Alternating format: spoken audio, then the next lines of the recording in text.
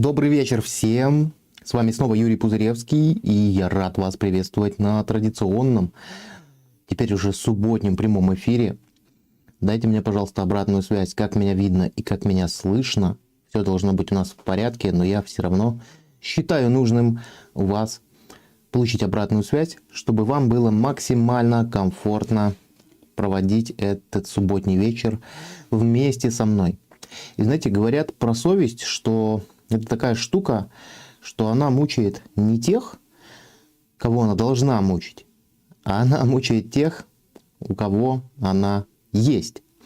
И, соответственно, с личными границами похожая история. Нам кажется, что другие люди должны уважать личные границы. Но по факту получается немножко другая история. А история заключается в том, что личные границы уважают только у того, кто эти личные границы показывает, кто может о них заявить, кто может о них рассказать. И сегодня мы с вами пообщаемся на тему того, как показывать и проявлять свои личные границы. Поэтому отлично слышно на Камчатке, отлично, видно, слышно отлично. Привет, у нас уже доброе утречко. Рад всех видеть, рад всех видеть. Хорошо, раз вы меня хорошо видите и раз вы меня хорошо слышите, давайте пообщаемся вот на какую тему. Давайте вы сейчас напишите, что такое для вас личные границы. Вот как вы понимаете, что это такое? Потому что многие люди ищут в интернете ответ на вопрос, как защитить, как отстоять свои личные границы. Но везде нужна точность в формулировках. Что это такое для вас? Как вы считаете, что такое личные границы?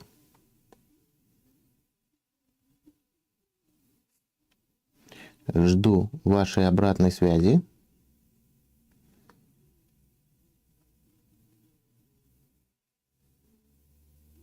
Да, отвечаю сразу на самый главный вопрос, который задают на каждом прямом эфире. Будет ли запись?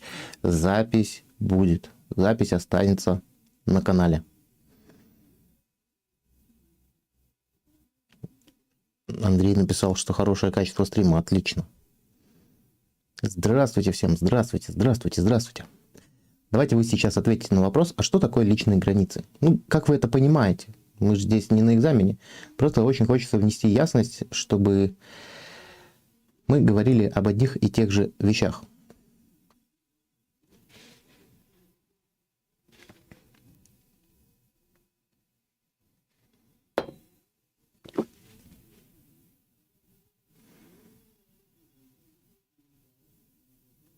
Очень хочется уточнить у вас. Так, для себя отметила, что личные границы – это граница между мной и другим, между разными частями меня. Супер, хорошо. А как эту границу увидеть, услышать, почувствовать, как ее осознать, как понять, человек зашел за границу или не зашел? Как понять, человек находится в пределах допустимого или не находится в пределах допустимого?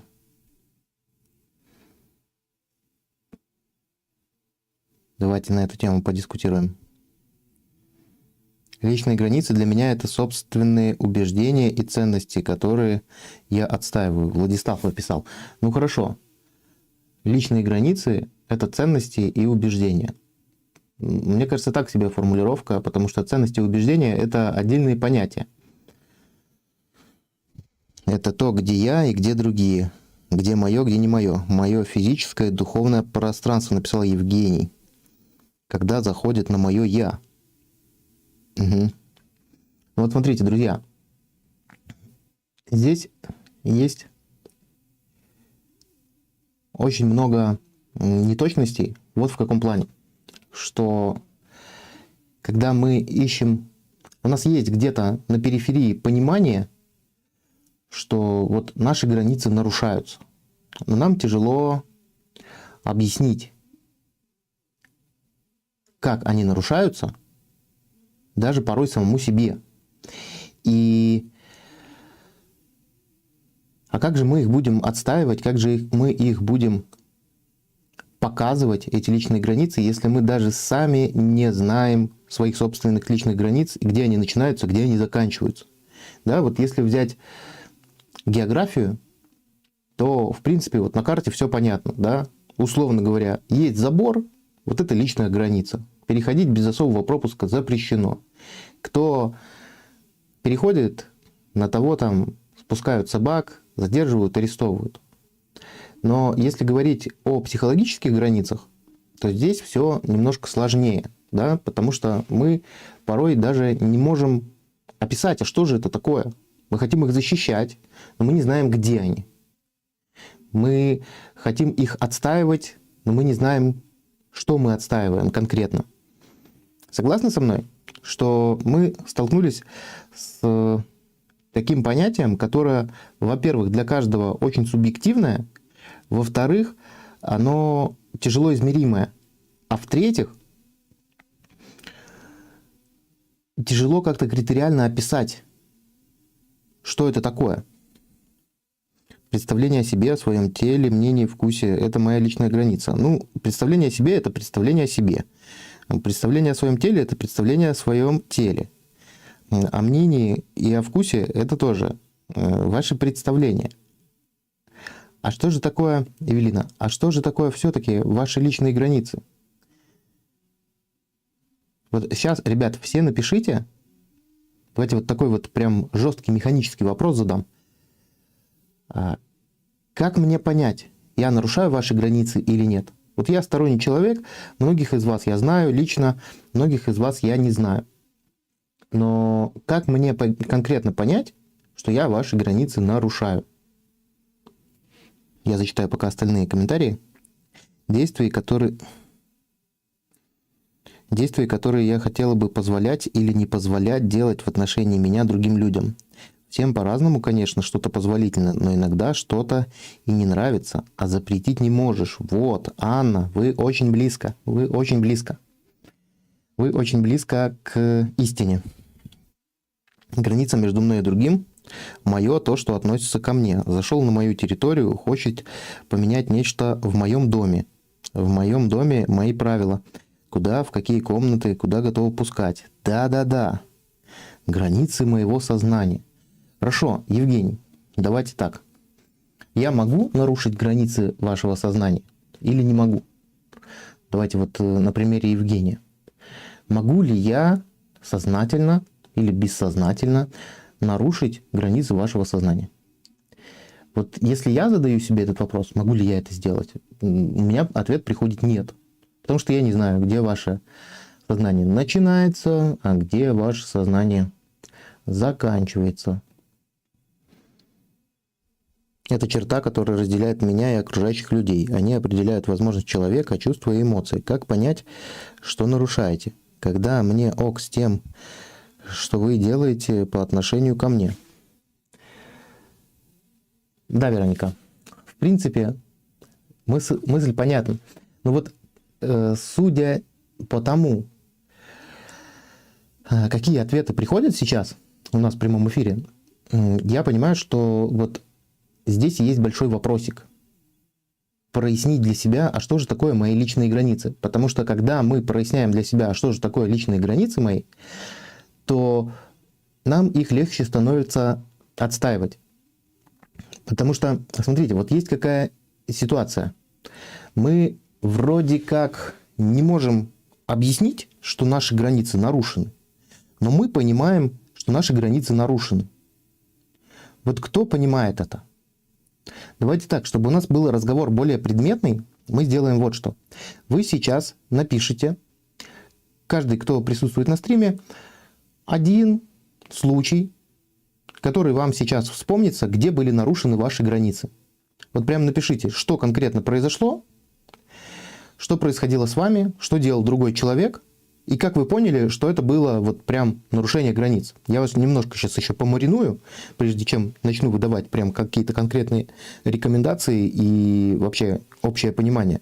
Мне очень хочется, чтобы те, кто у нас сегодня присутствует на стриме, путем своих рассуждений пришли к тому, а что же такое личные границы. Поэтому сейчас я жду от вас в комментариях вот какой текст. Вспомните какой-то случай, где ваши границы были нарушены. Что это был за случай в 2 словах, каким образом другой человек это сделал и, соответственно, как вы поняли, что границы были нарушены. Очень важно разобраться или разбираться на примерах.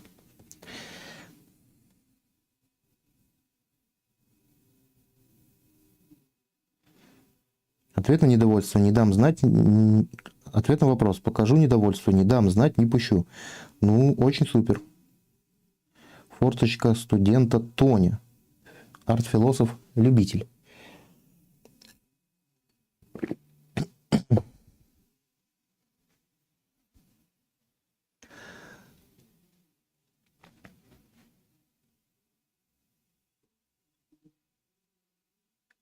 Давайте я вам сейчас, Тоня, если хотите, если у вас крепкая кукуха, покажу, как я буду нарушать ваши границы. Хотите? Мария, добрый вечер, искренне рада, что попал на стрим. Мария, тоже очень рад.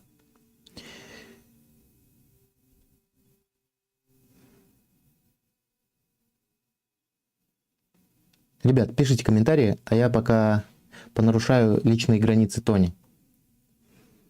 Тоня, расскажите, пожалуйста, когда у вас последний раз был секс?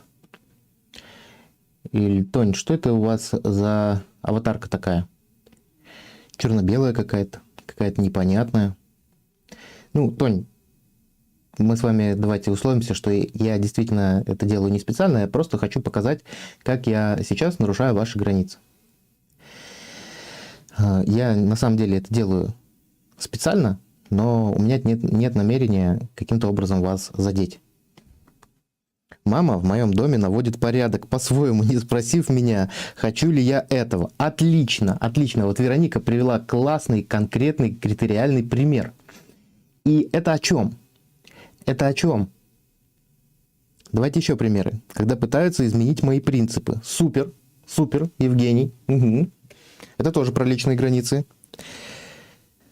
Но можем попробовать. Ну, я уже попробовал. Ребят, напишите еще случаи, которые вам вспоминаются, где вы понимаете, что ваши личные границы, они нарушены. Напишите еще случаи. И как вы поняли?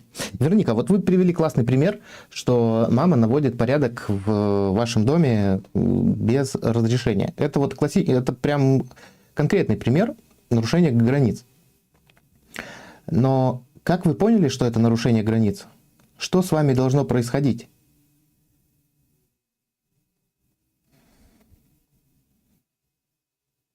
Вот, Анна пишет, что аналогично, как у Вероники. Да.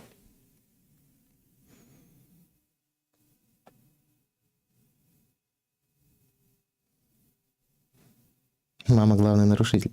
Однажды Владислав начал задавать мне много личных неприятных вопросов, на которые мне неприятно отвечать. Отлично.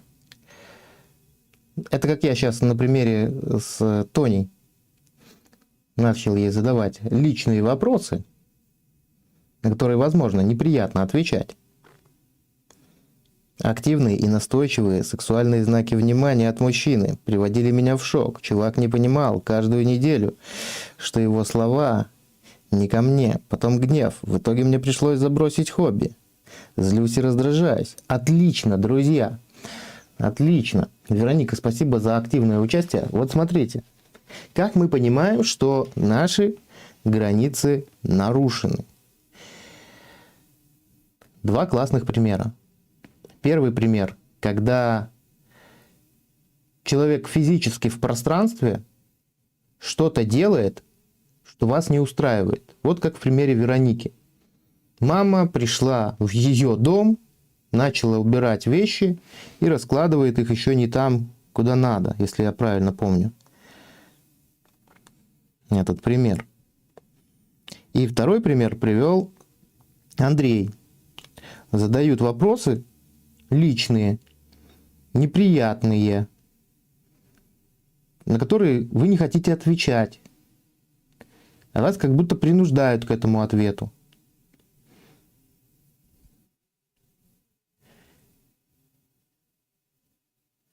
Вот. Тоня написала, когда спросила одногруппница при группе, как проявлялась аллергия. Угу. Тоня, а я вам другой вопрос задавал. Помните, я вам задавал вопрос, как у вас в интимной жизни все протекает?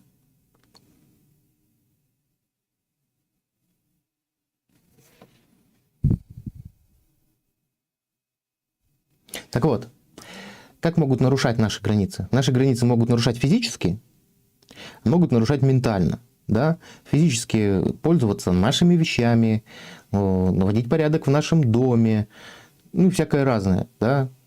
Прийти, почистить зубы нашей зубной щеткой, воспользоваться нашей вещью какой-то, одежду нашу поносить, не знаю, зачерпнуть из нашей тарелки. Нарушение границ. Естественно, нарушение границ. То есть, получается, как бы человек вторгается в вашу территорию, куда вы его не приглашали. Это прям физически происходит.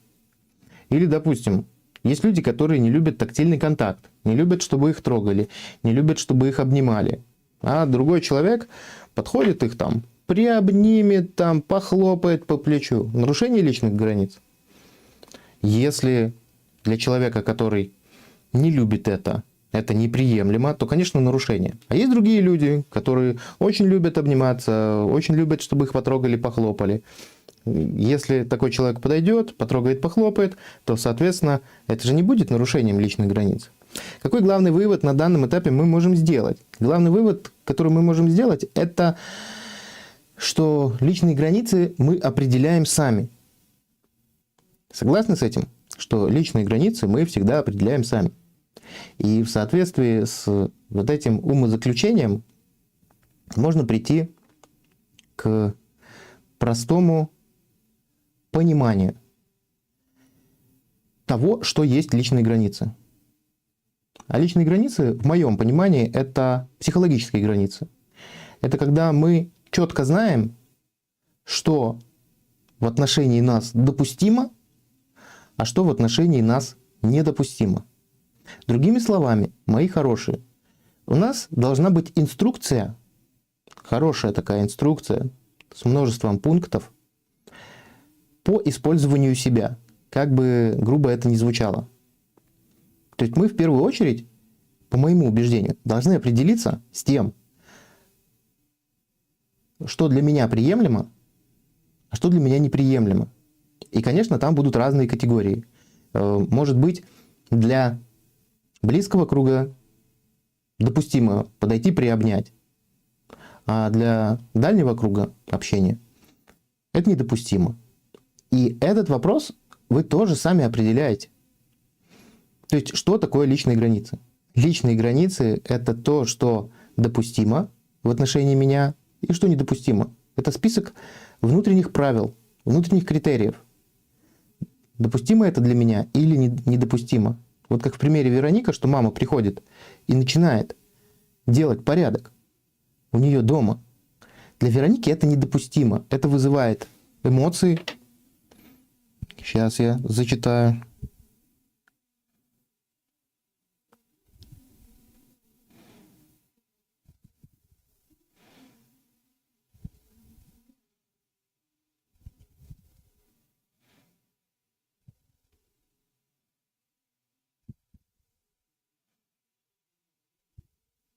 Вот, Вероника у нас злится и раздражается. Вероника злится и раздражается. А почему Вероника злится и раздражается? Потому что Вероника считает, что ее мама таким образом себя не должна вести. И это разумно. Это разумно и справедливо. Но другой вопрос. Доносит ли Вероника разными способами, мы будем сегодня разбирать способы донесения, доносит ли Вероника до своей мамы разными способами то, что так поступать нельзя и не стоит. Мне кажется, что если такая ситуация из раза в раз повторяется, то, скорее всего, либо не тот способ подобран для донесения этой информации, что так делать не стоит, либо вы этого вовсе не делаете, что тоже может быть. Поэтому давайте пока зафиксируем на данный момент вот какую историю, что личные границы, первое, мы определяем сами. Второе, должны быть какие-то критерии. Что допустимо в отношении меня для одной, второй, третьей категории лиц, окружающих нас, что недопустимо. И пока вы этот список для себя каким-то образом не сформулируете, не сформируете, то вы будете страдать от того, что ваши личные границы нарушаются. Почему? Потому что вы их конкретно не прорисовали. Вот давайте даже возьмем ради примера и метафоры географическую карту. И вот представьте, что у вас есть какое-то государство, да? Но вы на этом государстве, на карте, вот четкую границу не прорисовали, забор не поставили. И, наверное, если вот государство таким образом будет поступать, не поставит забор, не поставит блокпосты, не обозначит свою территорию, условно говоря, вот там забором, то будет наивно жаловаться, ругаться, негодовать, злиться, испытывать неприятные эмоции по поводу того, что кто-то на эту территорию заходит, что кто-то это место, где должен был бы быть, по идее, забор, пересекает. Потому что он просто тупо не знает. Да? Пусть вот для вас это будет метафорой, что если вы начинаете работать со своими личными границами, то нужно определить вот этот забор. А забор — это и есть тот список критериев, что допустимо для меня, что недопустимо. Допустим, для Вероники. Если она поняла, что недопустимо, чтобы моя мама там раскладывала вещи по своему усмотрению, то это нужно записать. Для начала записать. После того, как вы это записали, нужно искать способ нарушителю границ вот это правило донести. Причем тут тоже есть нюансы. Нюансы, сейчас я расскажу какие. Зачитаю ваши комментарии. Так, расскажите, пожалуйста, как аккуратно, корректно очертить свои границы с посторонними людьми, которые в дальнейшем возможны контакты по работе. А вот мы сейчас с этим об этом поговорим, Мария, потому что вы говорите, смотрите, вот наш прямой эфир называется «Личные границы». Да? Наш прямой эфир называется «Как отстаивать свои личные границы». И тот человек, у которого все в порядке с личными границами, наверное, на этот эфир не придет. А тот человек, который очень часто сталкивается с тем, ну или периодически сталкивается с тем, что его личные границы нарушаются, он, конечно же, на этот эфир заглянет. Но я могу сказать так, что многие люди, чьи границы часто нарушаются, они живут в розовых очках. В том плане, что вот как Мария написала, аккуратно и корректно очертить границы. Вот аккуратно и корректно очертить границы, это вот, мне кажется, вообще не про личные границы. Границы можно очерчивать аккуратно, а можно очерчивать неаккуратно. Вам какая разница? Вы аккуратно поставили забор или поставили его жестко? Да, вот я имею в виду, что забор вы строите одинаковый, только вы его можете строить очень долго и по одной палочке, а можете сразу поставить там отсеками. И здесь в чем заключается розовость очков? Розовость очков заключается в том, что многие люди, чьи границы часто нарушаются, считают, что другие люди как бы должны были бы догадаться и понять, что так делать не стоит. Есть такая надежда, что другой человек, вот даже Вероника, на ее примере очень удобно рассказывать эту тему, вроде как, наверное, мама должна была бы понимать, что мне это будет неприятно, мне это может не понравиться. Но по факту получается, что она не понимает. А не понимает она это почему? Потому что Вероника не смогла найти нужный способ донести ей эту информацию. Так вот, мои дорогие, давайте снимать розовые очки. Давайте снимать розовые очки, что люди не понимают намеков. И люди не догадаются, что с вами так поступать нельзя, или этак поступать нельзя, нельзя убирать в вашей квартире, нельзя задавать вам какие-то вопросы, там, касающиеся личной жизни интимной. Люди этого не поймут до тех пор, пока вы это не обозначите. Вот смотрите. Форточка написала. Я ей задал интимный вопрос. Как у вас с интимной жизнью, и потом начал обесценивать. А что это там у вас за фотка там? Ну и так далее. Начал вот всякую ерунду говорить. Это не значит, что я к вам так отношусь. Я просто для демонстрации это делаю. Понимаю, что это один из каверзных вопросов. И вы его задали. Я же оставлю его и вас в интриге. Да? Вот смотрите.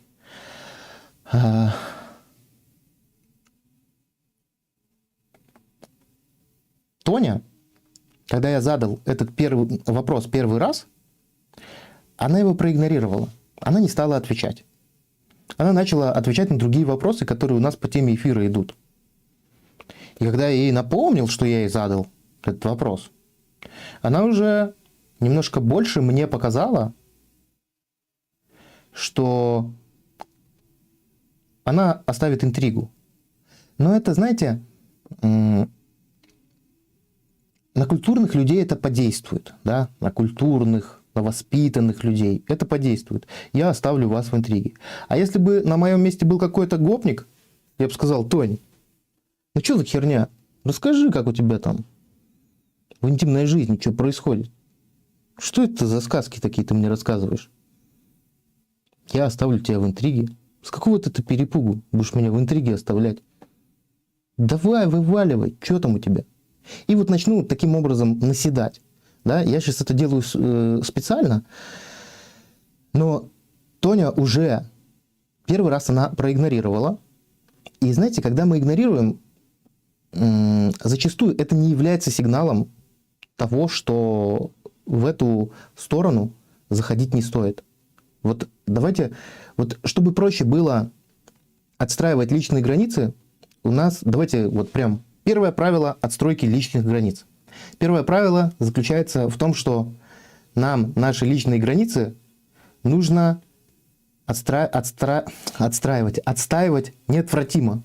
То есть нам нужно человеку сразу давать сигнал, что это неприемлемо. Вот игнорирование, я оставлю интригу. На дебила это не подействует. Ну, к сожалению, вокруг нас очень много людей, которые обладают низким чувством эмпатии. И нужно взять за аксиому, вот первое правило.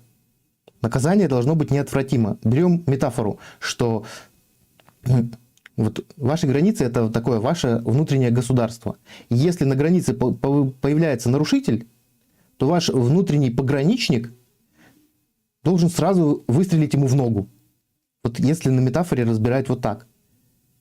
Потому что если ты выстрелишь в воздух, то он все равно, скорее всего, попытается пересечь твои границы. Вот на метафоре Тони, когда она начала просто игнорировать, это был выстрел в воздух.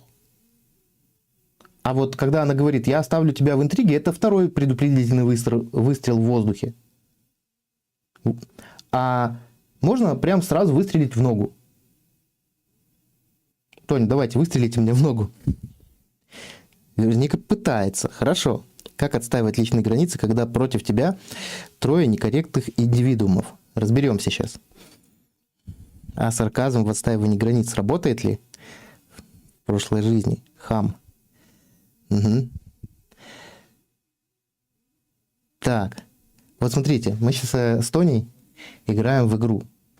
Да? Давайте, первая аксиома. Прям запишите ее. Наказание должно быть неотвратимо. То есть мы должны сразу жестко сказать: Это неприемлемо. Вот на месте Тони я бы сразу сказал, я не буду отвечать на этот вопрос. Это мое личное дело. Без вот этих вот заигрываний. Ой, я оставлю вас в интриге. Ой, пускай вы будете мучиться. Да не буду я мучиться. Я сейчас вас обесцениваю в прямом эфире, Тоня. Я сейчас в прямом эфире залезаю в вашу личную интимную жизнь. Вы меня об этом не просили, не приглашали, а я просто сознательно это делаю, да? И на вашем месте я, как человек со здоровыми границами, сказал бы, прекратите это делать. Я не хочу на эту тему разговаривать. Все. Вот в нашем формате, в формате прямого эфира, этого было бы достаточно. Поэтому первое правило – неотвратимость. Второе правило, что люди не понимают намеков. Давайте возьмем за правило, что в большинстве своем люди не понимают намеков. Многие люди прямых указаний не понимают. А мы пытаемся намеками, шуточками, сарказмом отстоять свои границы. Ну, представьте ситуацию. Стоит пограничник с автоматом. Идет один человек, который хочет пересечь границу. А пограничник с ним вдруг начал флиртовать.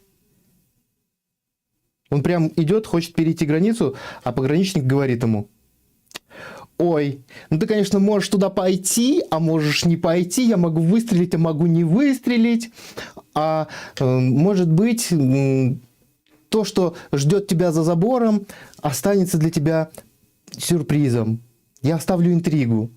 Представьте такого пограничника. Представьте такое государство. Такое государство будет постоянно подвергаться нападкам. Ну вот реально. Вот пусть для вас будет это метафорой.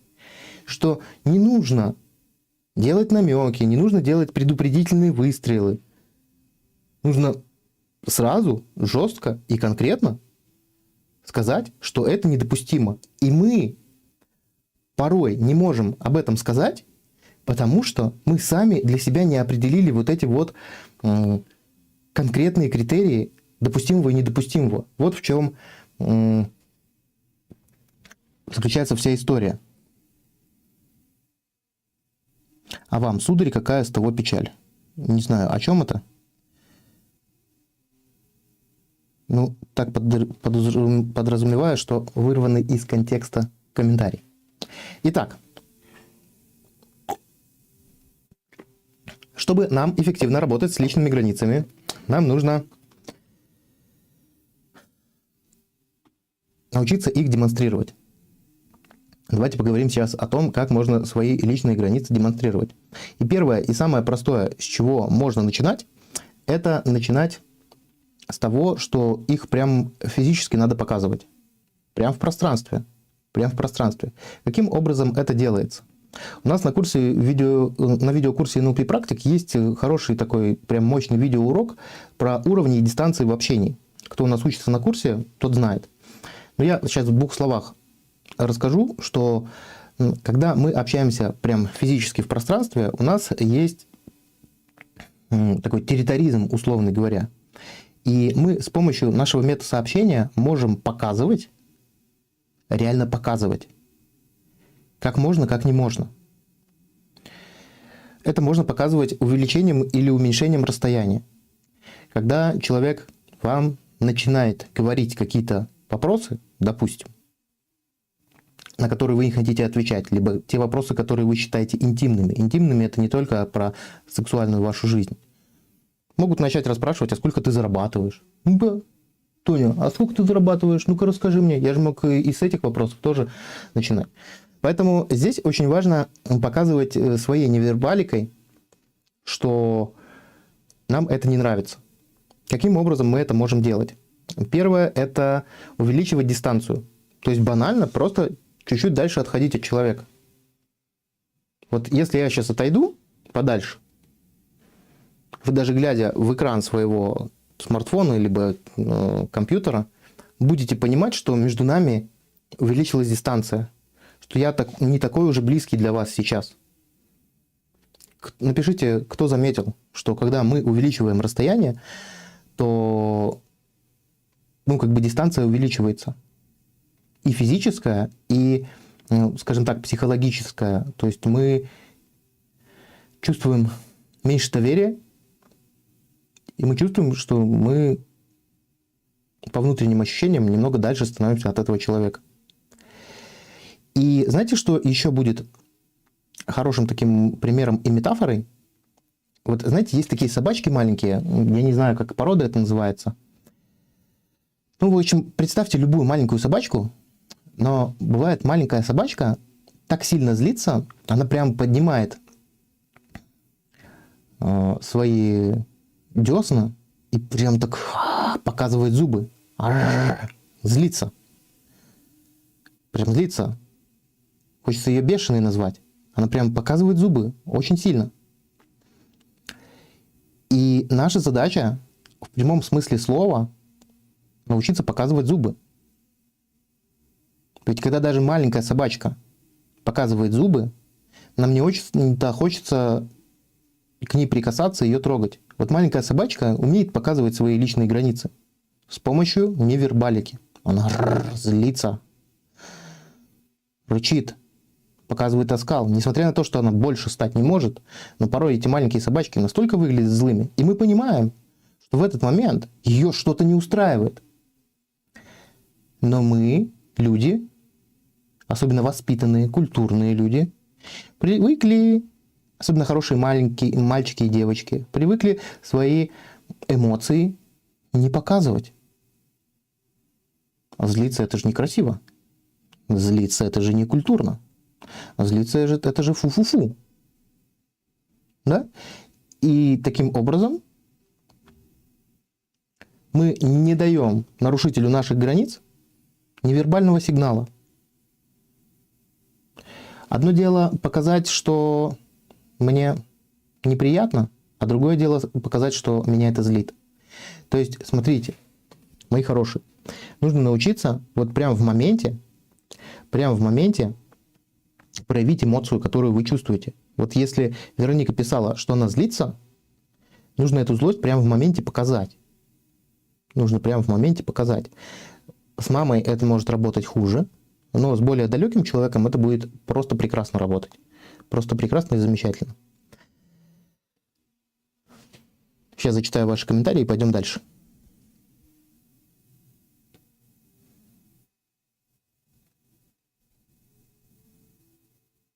Так, Вероника написала, что курс очень информативный. Да, кстати, про курс расскажу чуть позже. Тоня написала, пограничник подшел отсюда быстро. Так, логично в жизни, да, эмоции бы позволяли человека послать на 3 буквы. Вот, Тоня, я перед вами извиняюсь, что я к вам прицепился на этом стриме, да, и что я просто взял вас за пример. Я надеюсь, что у вас все в порядке с психикой, и вы поняли, что я просто ради демонстрации. На самом деле мне не очень интересна ваша интимная жизнь, я просто хотел, чтобы это было более наглядно, поэтому я за вас зацепился.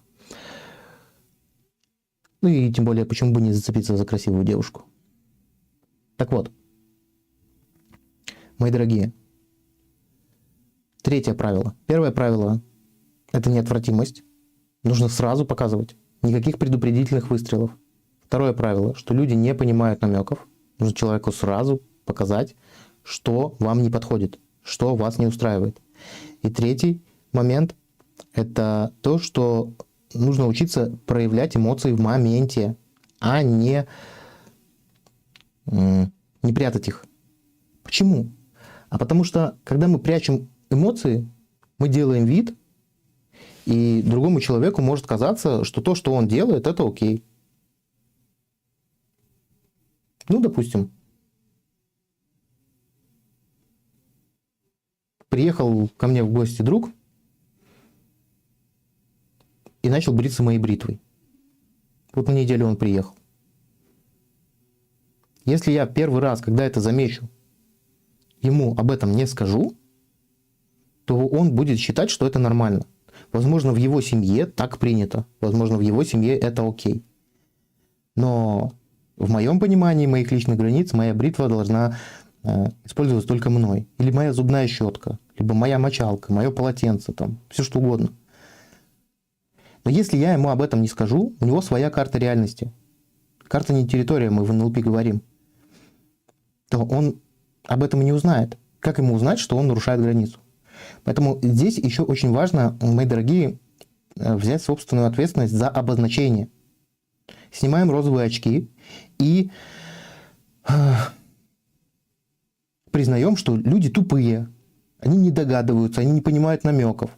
А есть еще люди, которые вообще чужих границ не чувствуют. Вот они просто не чувствуют. Они считают, что им все можно. Это люди, которые застряли в первой позиции восприятия. У нас на курсе, кстати, тоже есть достаточно подробно описана эта модель. Первая, вторая, третья позиция восприятия. Я сам, я другой, и я наблюдатель. Так вот, те люди, которые зависли в первой позиции, они достаточно плохо ощущают границы других людей. А вот те люди, которые зависли в позиции второй, я другой, они очень часто плохо осознают свои границы и очень часто от этого страдают. Почему? Потому что тот человек, который постоянно смотрит на себя глазами другого, он живет в небольшой иллюзии, что все люди тоже так делают, что все люди тоже такие же, как он, что все люди также способны испытывать эмпатию.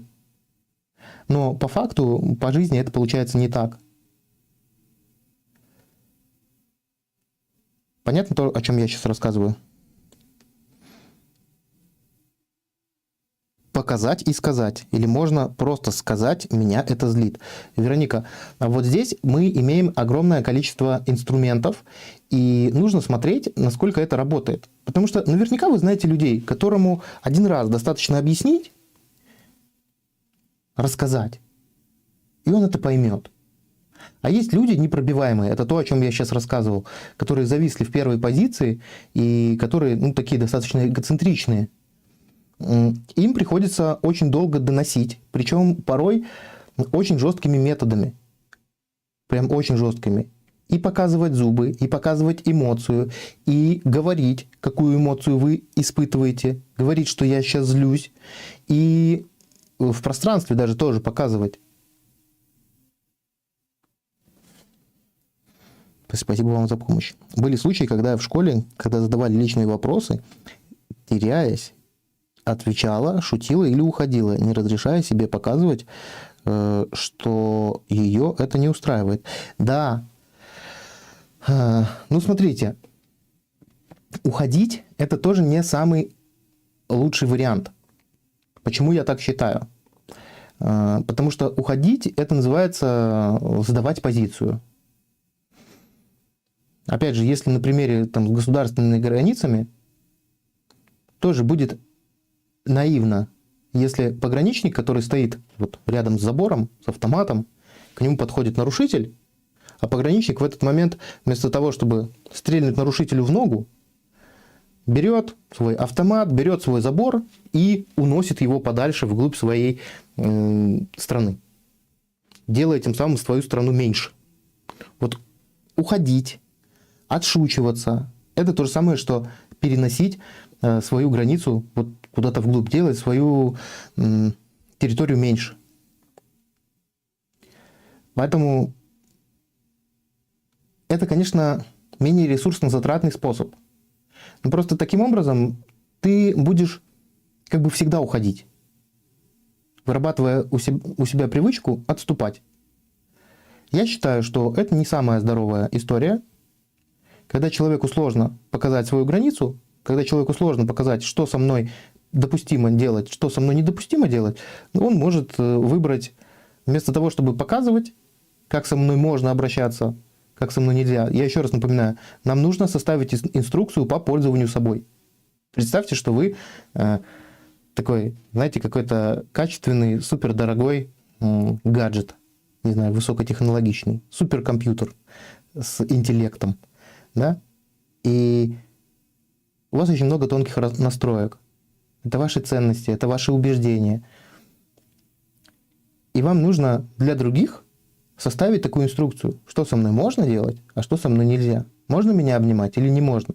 Можно мне задавать вопросы о интимной жизни или не можно? Можно мне задавать вопросы про деньги или не можно? Можно ли там спрашивать, как у тебя дела с мужем или не можно? И здесь реально важно, мои дорогие, 3 наших правила.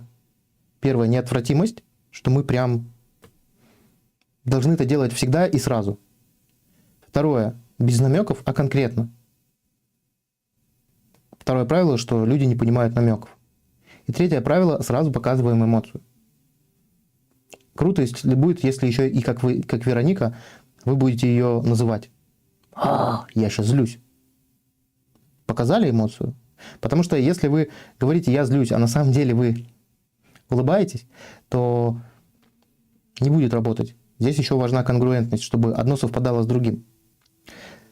Так, друзья, сейчас зачитаю. Да, я понимаю, а вот тема меня это не особо трогает. За комплимент спасибо. Ну вот круто, что оно вас не трогает, но вы все равно почему-то сочли со мной позаигрывать, чем сразу сказать.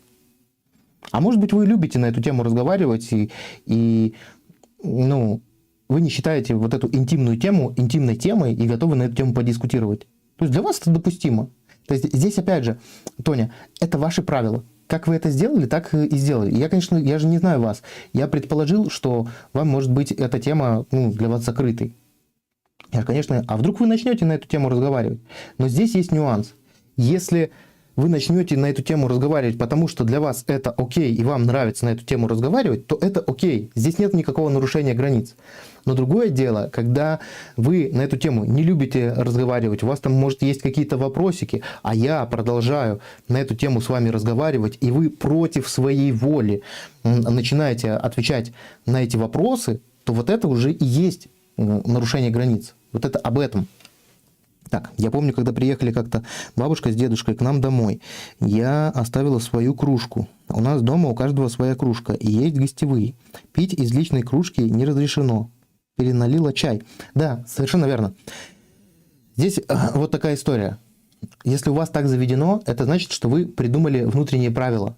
И это очень грамотно, и это очень круто, когда вы придумываете внутренние правила, и это хорошо, что так происходит.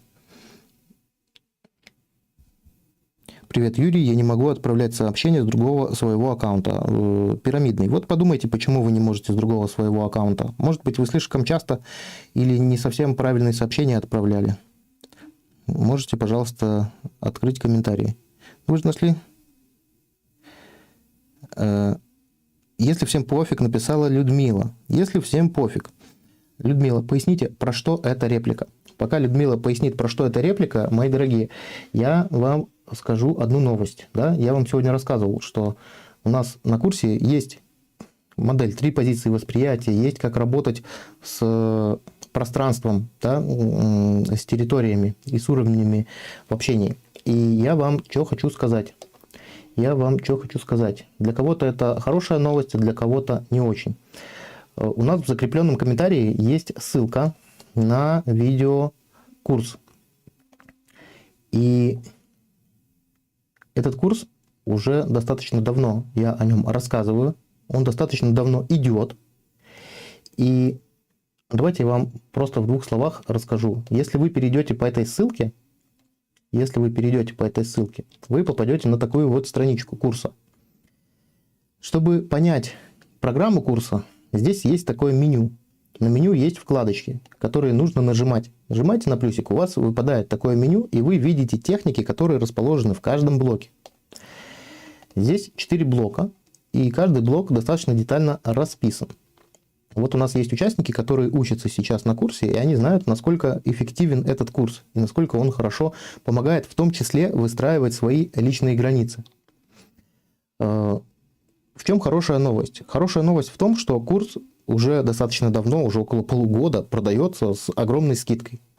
Но новость плохая в том, что я еще неделю назад говорил, что стоимость будет подниматься. Так вот, завтра ночью, с воскресенья на понедельник, стоимость курса поднимется.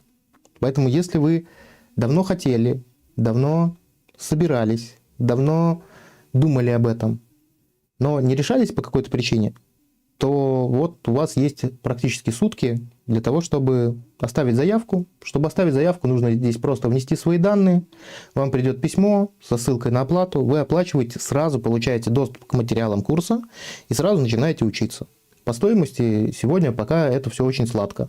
Либо 130 белорусских, 325 белорусских, либо $128, либо 8700 российских рублей. Поэтому, если вы еще не на курсе, но собирались, то я вас приглашаю, и там вы найдете очень много, в том числе техник, которые помогают отстраивать свои личные границы. Вот 3 позиции восприятия в деталях, когда вы ее разбираете, когда вы понимаете свои зависания, где вы зависаете, когда вы понимаете, как из этого зависания выходить, то это очень сильно помогает вам продвинуться в плане защиты своих личных границ. Здесь есть ответы на популярные вопросы. Сколько длится курс? Курс длится бессрочно. Вы этот курс покупаете один раз и навсегда. И он у вас остается всегда. То есть у вас есть огромная библиотека знаний. Далее, еще частый вопрос, есть ли практика? Практика у нас есть. Мы практику проводим один раз в месяц. Но в последнее время мы стали ее проводить чаще. И это не хорошо, не плохо, это просто как есть. Мы просто стали чаще встречаться, потому что, я так посчитал нужным. Но один раз в месяц личную встречу в Zoom, где мы разбираем тему, мы прорабатываем упражнения, делаем это вживую. Вот Вероника у нас в чате присутствует. Я как раз недавно, Вероника, вспоминал, как вы отрабатывали технику 3 позиции восприятия как раз-таки в контексте взаимоотношений с мамой. Поэтому, друзья, если вам интересна эта программа, сейчас есть прекрасная возможность на нее попасть еще по выгодной стоимости.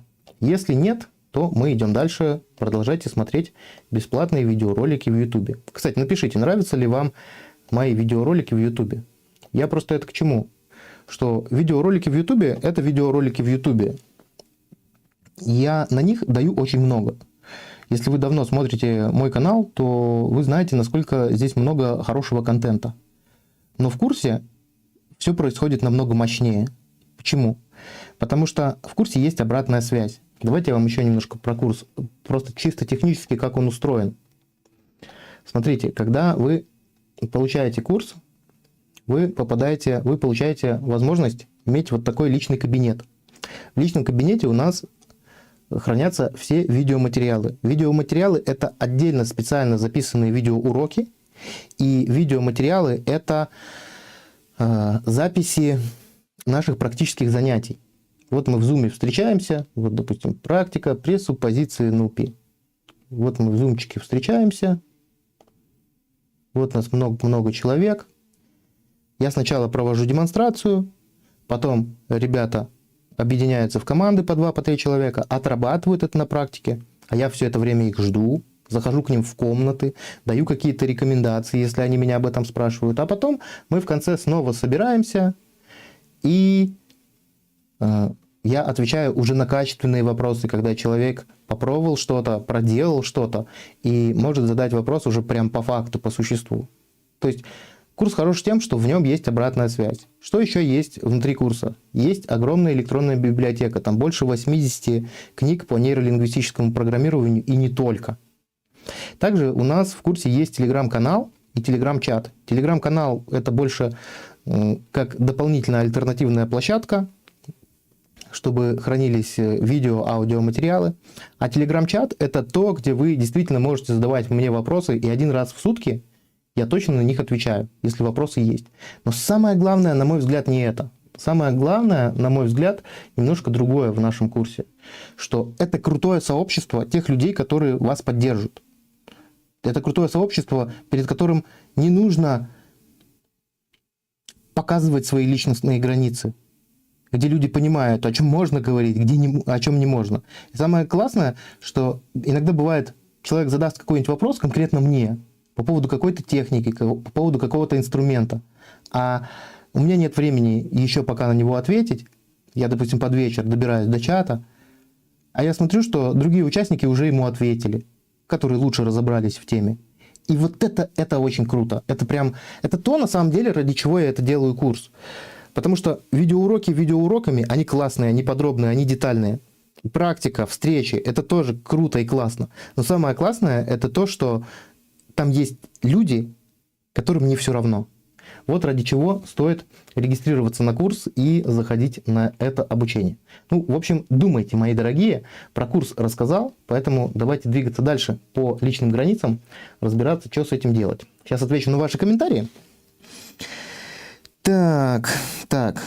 У меня не бан. Комментарий можно писать только если подписан. И сразу же после подписки не дает общаться в чатике тут. Ну, я думаю, что у вас все-таки бан пирамидный. Был неприятный случай, когда мне с бухты-барахты сказали, что у меня будут гостевать 3 бабушки. Меня это невероятно злило, но меня мать принижала, что я злюсь, аргументировала экономией и выгодами. И здесь вот как раз-таки, смотрите, кто имеет на нас самое серьезное влияние?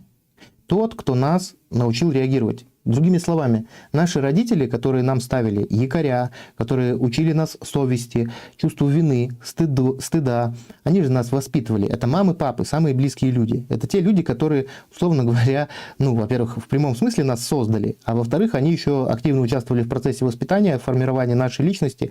И, конечно же, родители формируют для себя инструменты, как этим человечком маленьким легко управлять. И наши родители имеют самое большое на нас влияние. Ну, относительно.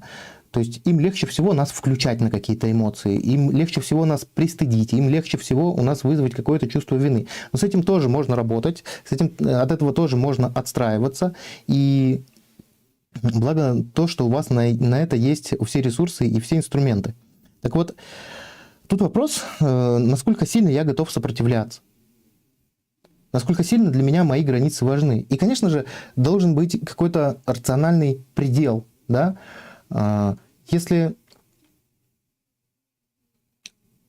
мои отношения для меня, там, допустим, с бабушками, с мамой, как в вашем случае, Тоня, очень важны, то, конечно, в этом случае можно где-то пойти на какой-то компромисс. Но уже очень круто, что вы показали это. Потому что в следующий раз, лишний раз они к вам не сунутся. Ну, тут вот такая вот история, такая механика.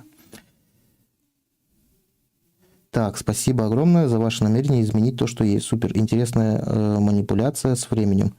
Ну, смотрите, это не то, что манипуляция. Я просто поставил таймер, чтобы вы действительно знали, сколько осталось до повышения. И я не считаю это манипуляцией. Это нормальная история, во-первых. А во-вторых, ну, считайте это манипуляцией. Окей, хорошо. Это манипуляция, и я вами манипулирую. Так, для всей семьи останавливаться у родственников – это норма. Жить какое-то время. Но меня так возмущает. Я не хочу, чтобы моя небольшая студия была вместо гостиницы. И об этом, Тоня, надо кричать. Об этом, Тоня, надо говорить и показывать свое негодование и злость. Спасибо большое вам за курс, Вероника пишет. Это лучшее вложение денег. Юрий, вы преподаватель от Бога. Всегда отзывчив и отвечаете на все вопросы. Плюс атмосфера в чате поддерживающая. Да, это то, о чем я рассказывал. На самом деле, вот меня самого воодушевляет наше сообщество. Вот мне кажется, там нет случайных людей. Вот у меня такое убеждение. Я пока не видел там случайных людей. И активные люди, а у нас там уже больше 70 человек. Самое интересное, что кто-то пришел раньше, кто-то пришел позже. И все находят общий язык. И более того, у нас очень теплый прием. Вероника знает, что у нас уже есть традиция, когда у нас кто-то новый на курс добавляется, мы его особым образом приветствуем. Так. Чем поддерживать? Людмила, вы пишете отрывистые комментарии. Вы либо пишите, в чем контекст, потому что вы уже несколько раз сегодня написали. А если всем пофиг? Вот это о чем? Да? Вот прям давайте больше контекста. Друзья, скажу с полной уверенностью, курс изложен очень доступным языком. И огромный плюс, что он бессрочный, с хорошей командой, участниками. Я рад, что я являюсь участниками этой приятной команды. Андрей недавно к нам добавился. Вот Вероника у нас достаточно давно, а Андрей недавно добавился. И да, действительно, там... Это почему стоимость поднимается? Потому что ценность, которая там есть, она действительно превышает в разы ту стоимость, которую вы заплатите.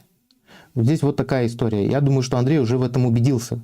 Он уже понял, что Те деньги, которые он заплатил, это, ну, наверное, 10 части не стоит того, что он там получил. Но пока, соответственно, не побываешь внутри, это может казаться чем-то таким не очень понятным. Ну, мои друзья, ну, на Ютубе я уже давно.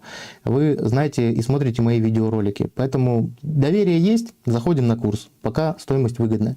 Доверия нету, продолжаем смотреть видеоролики, и это тоже нормально. Да?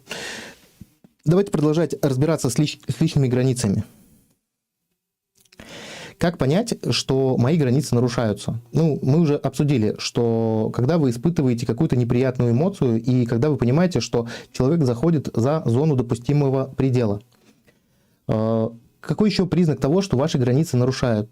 Это когда вы продолжаете говорить на тему, на которую вы не хотите говорить. Это как вот с Тони было. На ее примере мы об этом говорили. Когда вам задают всякие такие вопросы, ну вот, типа как Тони, я задал вопрос, типа, что у тебя там с интимной жизнью? А можно, ну, таких примеров очень много. Там, не знаю, когда вы женитесь, а когда вы детишек нарожаете? Ну, такие вот всякие вопросы. Человек, на который не хочет разговаривать, ему пытаются, ему стараются об этом сказать. Это тоже признак того, что границы нарушаются.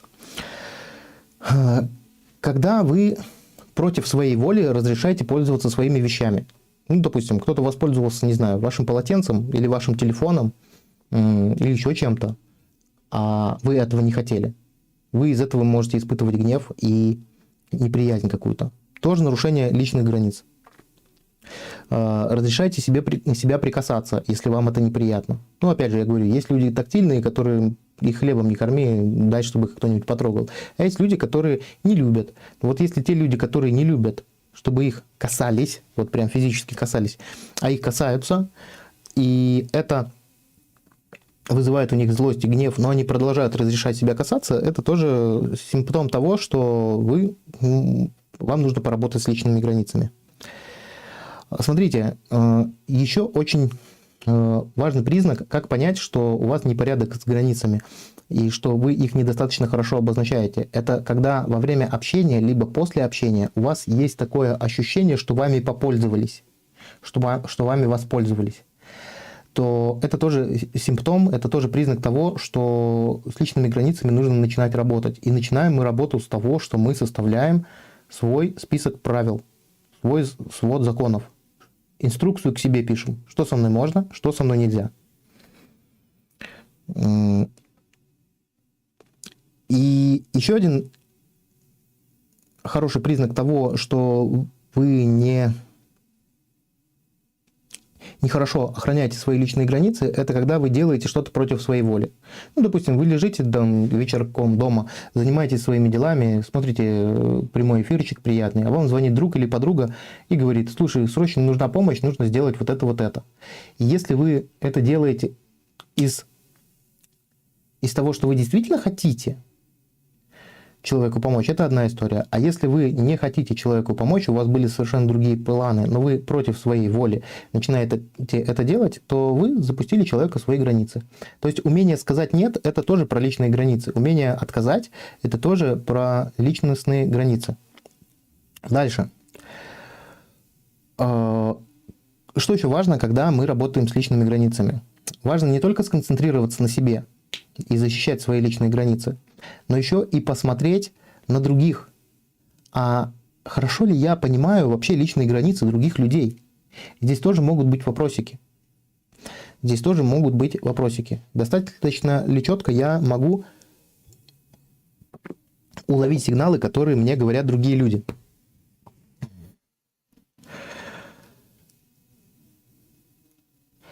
И смотрите, вот давайте сейчас вам вопрос задам.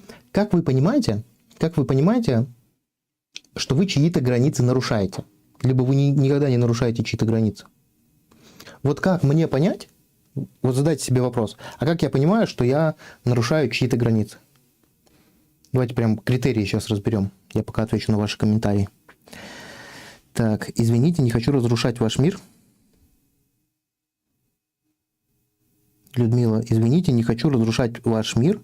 До вас все психологи сливались. Я скорее к психиатрии. Ну, смотрите, Людмила, как бы вы ни пытались разрушить мой мир, вам это вряд ли удастся. Если вы разрушили мир какого-то психолога, то, наверное, это был, не знаю, не самый компетентный специалист. Просто дело в том, что если вы вот так оторванно пишете, мне тяжело ответить на ваши вопросы. Поэтому я их игнорирую. То есть тоже имейте в виду, что если я игнорирую какие-то ваши оторванные фразы, то это не потому, что я хочу вас проигнорировать, а потому что мне непонятно, как отвечать на ваши реплики. Вот такая вот история. По выражению лица неприязнь. Угу. По выражению лица неприязнь, словами говорит, уходит от общения. Супер! Супер, Евелина, вы почти все критерии определили. Ну, давайте подождем ответы всех остальных. Вот как мне понять, что я нарушаю? Так. Еще мне кажется, как ощущается нарушение. Ощущение себя опущенным, униженным, бесправным. Ощущение ненависти к нарушителю. Да, совершенно верно. Ну, это то, о чем я говорил, что вы чувствуете, что вами попользовались, да? Если другими словами сказать. Хорошо, друзья, набросайте несколько вариантов, как понять, что вы нарушаете границы другого. Мы уже разобрались с тем, как мы понимаем, что наши границы нарушают. Мы для себя это уже начали понимать. Но давайте еще постараемся разобраться, а как нам понимать, что мы чужие границы нарушаем. Потому что мы очень часто озабочены своими границами, но мы можем не замечать, как мы очень сильно, резко и сурово нарушаем границы других людей. Давайте еще пару комментариев на эту тему. Как понять, что вы нарушаете границы других людей?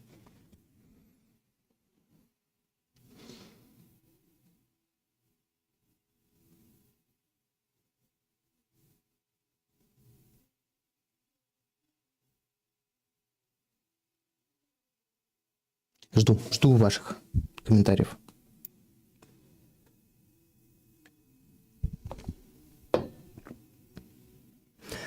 Ну, как показывает практика, это я свои мысли вслух пока выскажу. В субботу тоже проводить прямые эфиры окей, и даже если они начинаются в 10 часов вечера. Большая вам благодарность за то, что вы активно участвуете. Для меня это ценно. Мы попробовали 2 недели назад сделать прямой эфир в субботу в соответствии с голосованием вашим на вкладке сообщества, и это оказалось правдой. Действительно, больше участников приходит в субботу. Это круто. Опять же, повторюсь, не всегда у меня у самого получается сделать в субботу стрим, но по возможности я буду выходить по субботам. Неуважение к себе, неуважение к другому человеку. Супер, ладно. Хорошо. Как я понимаю, что границы других я нарушаю? Смотрите.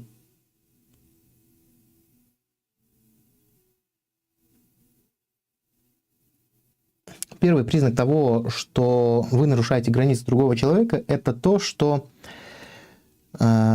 человек торопится и спешит завершить с вами общение.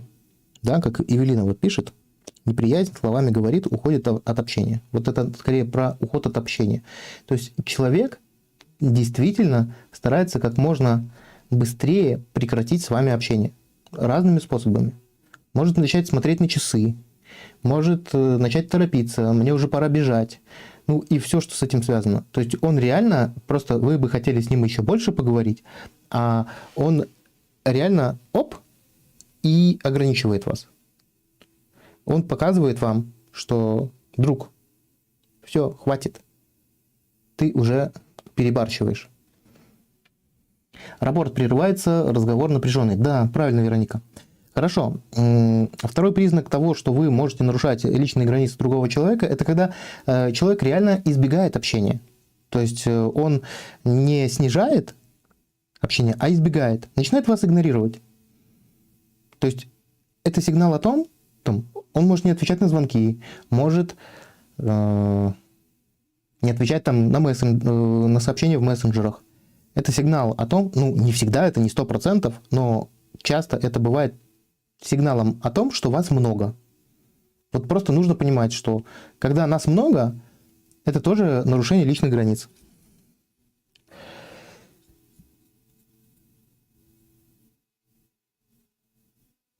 И еще очень важный момент, когда мы нарушаем личные границы, нужно обратить внимание на невербалику.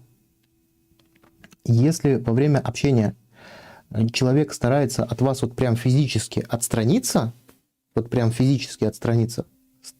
сесть от вас подальше, встать от вас подальше, говорить на большем расстоянии, то это тоже будет являться сигналом того, что мы что-то делаем не так. Как мы на курсе НЛП говорим, что рапорт становится меньшим, либо разрывается вообще. Вот Вероника уже у нас продвинутый пользователь курса, она уже пишет про рапорт. Все правильно.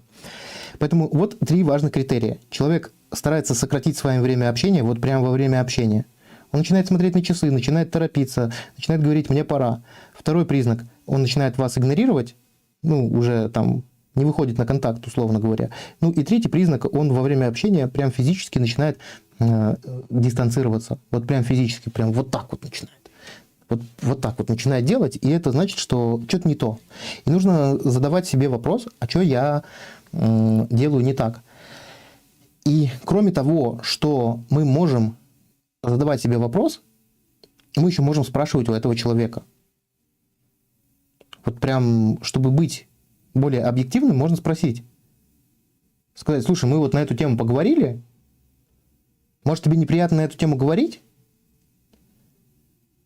И он тогда скажет, скорее всего, да. И взрослый человек может задать такой вопрос. То есть, если вы оберегаете свои границы, то было бы круто еще позаботиться немного о границах других. И иногда мы действительно можем не понимать каких-то вещей. И нормально и по-взрослому задать такой вопрос. Слушай, мне показалось, что тебе было неприятно об этом разговаривать. Это так? Тогда мы можем больше не поднимать эту тему. Потому что наше впечатление, такое визуальное, оно может быть немножко обманчивым. Я думаю, вы с этим согласитесь.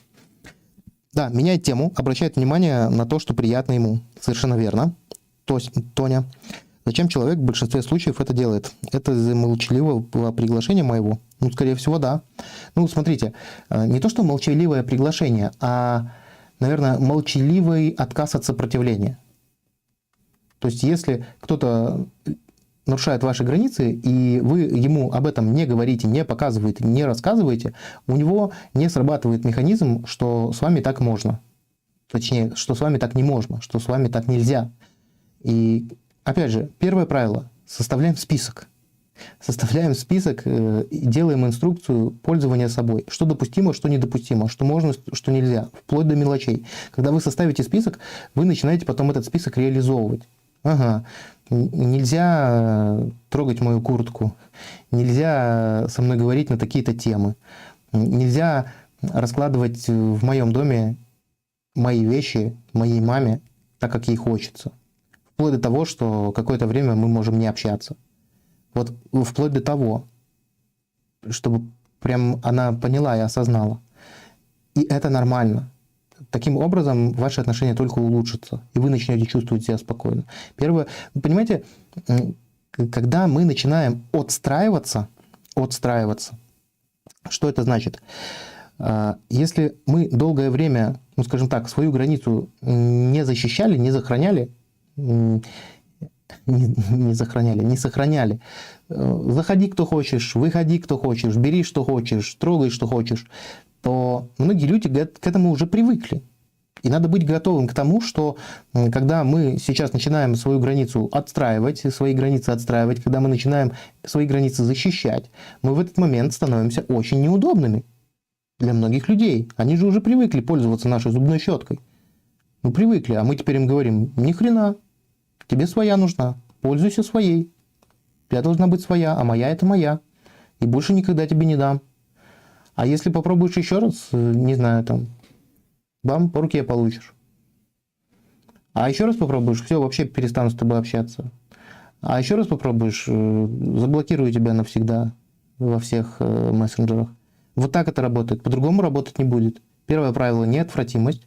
То есть даже если вы какое-то долгое время запускали человека на свою территорию, то сейчас именно тот самый день, когда стоит принять решение, что все, я так делать больше отказываюсь, что теперь я буду поступать по-другому, теперь я на каждое посягательство на свои границы буду реагировать соответствующим образом, чтобы человек понял, даже если он от этого расстроится. Да, ему может быть некомфортно, да, ему может быть неудобно. Да, ну, допустим, вот у меня есть большая библиотека книг. Допустим, есть у меня какой-нибудь друг, который постоянно ко мне приходит и берет мои книги. И это уже перешло на такой уровень, что он даже меня уже не спрашивает, можно взять эту книгу или не можно, а просто приходит и берет. Да? Как только он начнет так делать, я ему скажу: друг, стоп, так у нас не работает. Если тебе нужна какая-то у меня книга, спроси, пожалуйста, у меня разрешение. Готов ли я тебе ее дать на какое-то время или не готов. Если я так начну себя вести, то да, я могу стать неудобным. Могу стать? Могу стать. Может мой друг перестать со мной общаться? Может. Но я-то буду целостным, я буду чувствовать себя хорошо. Неотвратимость. Первое правило. Показываем сразу. Второе правило. Нужно отдавать себе отчет, что люди не понимают намеков. И третье. Показывать эмоции сразу. Вот у нас 3 главных правила на этом стриме сегодня. Так.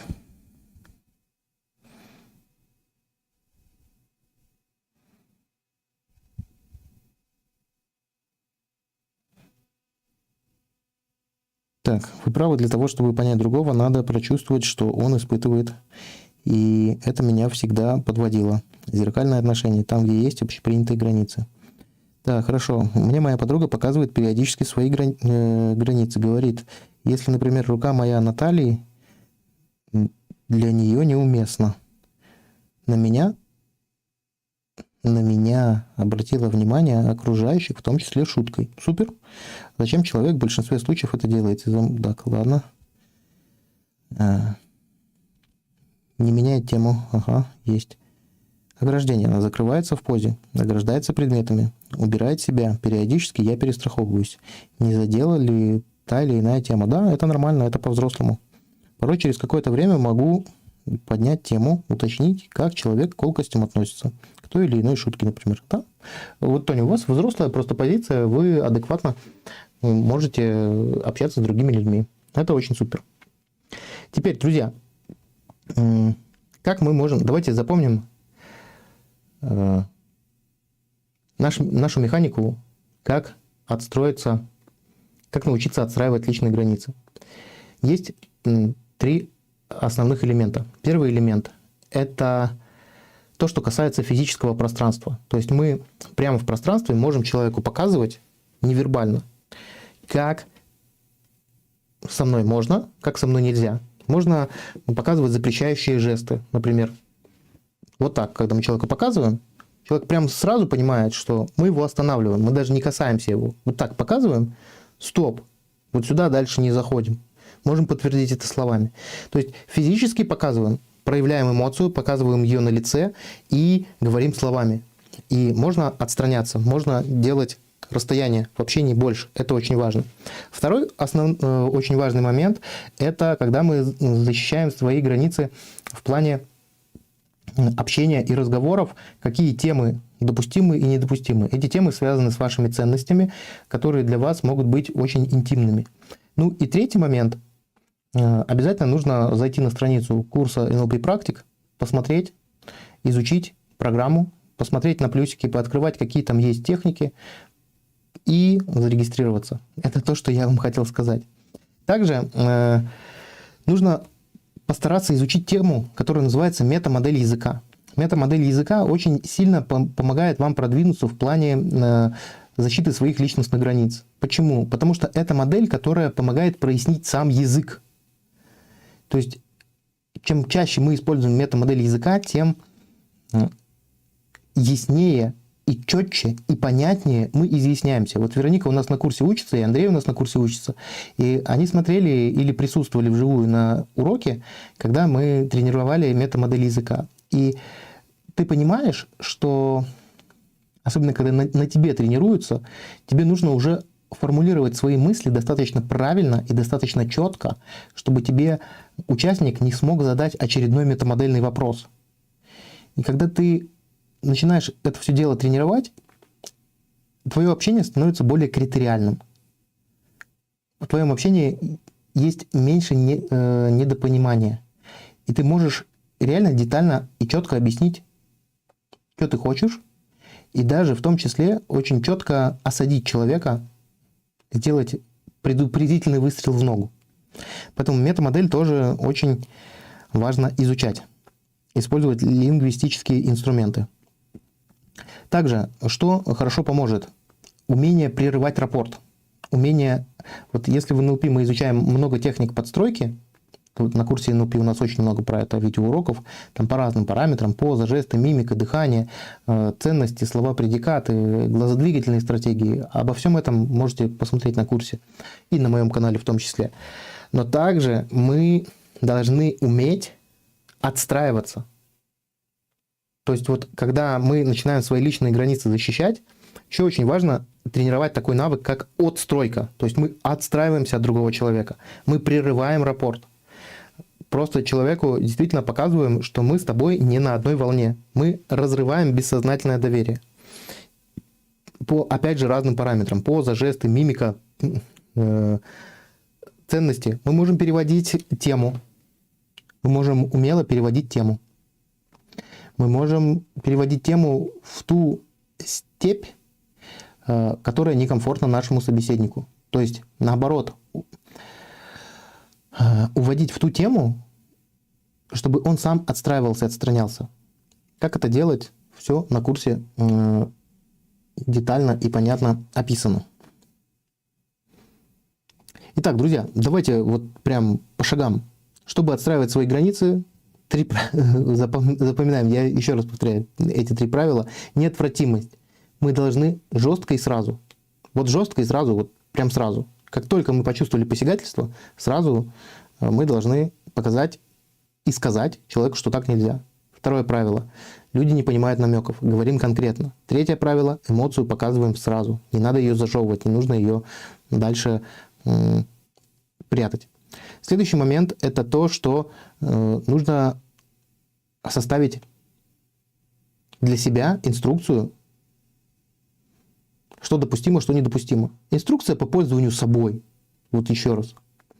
Ну и, конечно же, чтобы лучше разбираться в себе и разбираться в других, зайти на курсы NLP практик, посмотреть программу, если она вас устраивает, зарегистрироваться, оплатить и начинать обучаться. Там еще больше полезной информации, там еще больше структуры. И то, что мы сегодня обсудили, нужно еще понимать, что это работает в обе стороны. То есть, с одной стороны, мы можем пускать людей в свое пространство, не приглашая их сознательно туда.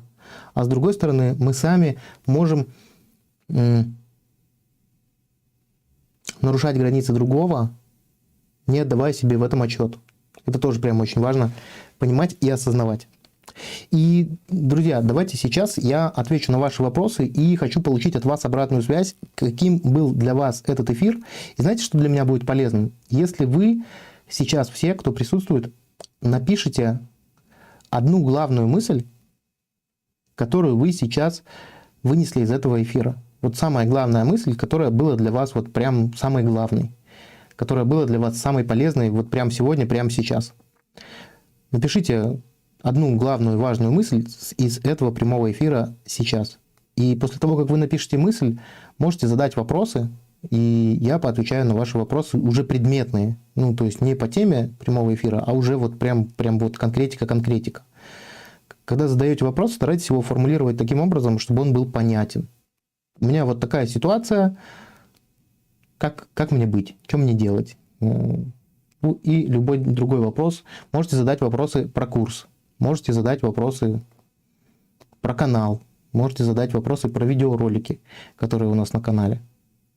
В общем, у нас сейчас какое-то время будет блок ответов на вопросы. И я готов с вами еще пообщаться, пока вы будете активны в чате. Мы не завершаем стрим, я готов с вами еще общаться достаточно продолжительное время. Могу еще хоть полчаса с вами быть, если будете активны. Теперь мы построим свое повествование на вашей обратной связи. Напишите, пожалуйста, как можно приобрести курс. Мария, чтобы приобрести курс, есть у нас закрепленный комментарий прямо в чате трансляции. Прям посмотрите, в чате трансляции вверху от пользователя Юрий Пузыревский, NLP-тренер, висит синенькое сообщение такое. Вы на него нажмете, перейдете и там зарегистрируетесь. либо в описании к этому прямому эфиру, если вы его откроете, если вы с мобильного устройства смотрите, то нужно закрыть чат, и будет описание. В описании тоже самая первая ссылка – это ссылка на курс. Ну и после того, как трансляция закончится, в первом закрепленном комментарии тоже будет ссылка. Поэтому у вас вот есть 3 способа. Прямо в чате трансляции найти ссылку, либо в описании, либо в закрепленном комментарии после того, как закончится эфир. Мария, буду рад вас видеть на нашем курсе. Если вы находитесь в России, дорогие друзья, из России платежи только картой МИР. Ну, к сожалению, это так. Ну, в принципе, если у вас даже карта Visa там или еще что-то, вы в своем приложении банка можете быстро виртуальную карту выпустить, и оплата обязательно пройдет. Поэтому здесь проблем нету. Из всех других стран в стандартном режиме проходят платежи. Так, Ольга, любить себя и нет больше никаких мыслей. Даже минуты не прослушала. Давно подписана, но не смотрю. Ольга, а вы давно подписаны и не смотрите. Почему?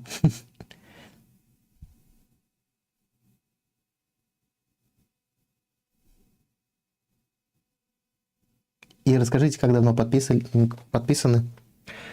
Хорошо, друзья, готов поотвечать на ваши вопросы по теме, не по теме курса, по теме приобретения курса, по теме того, что есть внутри курса, по теме нашего сегодняшнего эфира с личными границами. Напишите одну важную мысль, которая посетила вас в течение сегодняшнего прямого эфира, что для вас было особенно ценным, что для вас было особенно важным. Для меня это тоже важно, мне важно получать обратную связь, и это важно любому автору на YouTube. Мы работаем в том числе для того, чтобы получать обратную связь. Имейте в виду, что авторы в YouTube не так уж и много зарабатывают. Ну, как сказать, в соотношении трудозатраты и оплата здесь не такие уж большие как бы гонорары. Поэтому еще очень важна обратная связь, ваша благодарность, если она заслуженная, если действительно это приносит вам пользу. Иначе зачем тогда вообще все это делать? Можно, не знаю, сидеть ТикТок листать вечерами, а не полезные эфиры проводить. Пограничник должен неотвратимо защищать границы, а не отодвигать их, не убегать, не уменьшать. Террорист со стороны имени себя. Помогли когда-то. А расскажите, Ольга, в чем помогли? Мы с вами лично работали, я вас не помню. Или вы по видеороликам что-то смогли сделать? Буду очень рад, если поделитесь. Вероника написала. Одна из мыслей, если мне не окей, то это тоже окей, и об этом стоит говорить собеседнику. Не ждать, когда догадается, и, конечно же, продолжать изучать себя, и тем самым понимать лучше свои границы. Супер. Пара видео Ольга написала, все очевидно. Инструкция пользования собой. Да, Эвелина, мы с вами лично знакомы, лично работаем, и я понимаю, что это важно для вас. Ну и для многих, на самом деле. Отличная рекомендация. И сейчас на этапе близкого знакомства с мужчиной инструкцию пользования собой. Архиважная тема для меня. Спасибо за эфир. Спасибо, Эвелина. У меня, допустим, с моей супругой есть. У меня с моей супругой есть такая, она не прописанная инструкция, но она точно знает, что допустимо, что недопустимо. Вот у меня студия моя оборудована у меня в квартире. И это прям отдельное помещение, где очень много всякого оборудования, и она знает. Она знает, что... иногда ей приходится сюда зайти. По разным причинам. Форточку открыть, чтобы проветрить в помещении. Еще что-то. И она знает, что все, что вот оно как есть, как разложено, все по своим местам, оно так и должно оставаться. Давайте простой пример приведу. Допустим, вот я очень много работаю с видеофайлами там всякими, и если вы тоже работали, вы наверняка знаете, что если ты обрабатываешь какой-то большой объем материала, то ты как бы делаешь там физические манипуляции, а потом видео должно сконвертироваться. И, как правило, если видео там большое, 3-часовое, к примеру, то конвертация его может занимать очень много времени, особенно если там было много монтажа. Допустим, оно может конвертироваться там часа 3, может быть 5. И иногда я делаю все, что мне нужно, ставлю на конвертацию и сам ухожу заниматься другими делами. А моя супруга заботливая. Заботливая о себе, обо мне, о нашей семье. Она как-то один раз зашла и выключила компьютер. Она увидела, что компьютер был включен, там окно было свернуто, она просто взяла его и выключила. Ну, она ничего не сломала, там ничего не потерялось, но просто конвертация приостановилась. И потом, когда я вернулся с расчетом на то, что у меня сейчас будет уже готовый видеоролик, к примеру, а я прихожу, компьютер выключен, ничего не сконвертировано. Я понимаю, что она, как бы не из злого намерения это сделала, чтобы не нагадить. Но я ей сразу сказал: дорогая моя любимая жена, в следующий раз, если ты видишь, что у меня компьютер включен, пожалуйста, его не выключай. И никогда так не делай. И она теперь знает, что вот все, что в моем пространстве находится, да, это лучше не трогать. Или то же самое там, иногда она хочет позаботиться обо мне и там пропылесосить у меня пол в студии, да. Для того, чтобы пылесосить пол, нужно передвигать предметы. Стул передвинуть. Стул передвинуть куда бы ни шло. Но у меня, допустим, штатив с видеокамерой, через которую я сейчас общаюсь, он стоит, и он выставлен. И порой для того, чтобы его выставить, нужно потратить, полчасика, а может и больше времени. Для того, чтобы его прям выставить так, чтобы оно было вот как мне надо. Да? И расстояние, и угол наклона, там, и все такое. И она может из добра пропылесосить пол, а для того, чтобы хорошо пропылесосить, штатив надо что? Надо убрать. А, естественно, камера – это такое, знаете, это как микроскоп для блогера. Когда ты его просто тупо на место ставишь, ты вроде бы как бы ставишь его на место. Но потом, когда ты ее включаешь, оно все равно все не на том месте, и все равно приходится донастраивать, тратить время. И, конечно же, когда она однажды пропылесосила, я пришел. Круто, что пропылесосила, спасибо большое. Это забота, это любовь, это я люблю. А вот камера стоит не на том месте. И я ей просто конкретно сказал: дорогая моя любимая жена, спасибо за то, что ты пропылесосила, но если ты будешь пылесосить в следующий раз, пожалуйста, не трогай штатив. Потому что для меня это важно, потому что это мое время. Мне лишний раз его настраивать не хочется. Мне лишний раз его настраивать не нужно. Почему? Потому что, я объясню почему. Если бы я это промолчал, то бы она постоянно бы переставляла этот штатив. Она бы постоянно выключала мне компьютер. Я бы разрешил ей зайти на мою территорию, пусть даже не специально нарушить мои границы, но это бы играло не в пользу наших отношений. Вот такая вот история. Поэтому вам нужно понять, что допустимо, что недопустимо. Зачитаю ваши комментарии. Так. Спасибо, Игорь, за эфир. Тоня, меня Юрий зовут, если что. А может, вы сейчас смотрите эфир Игоря?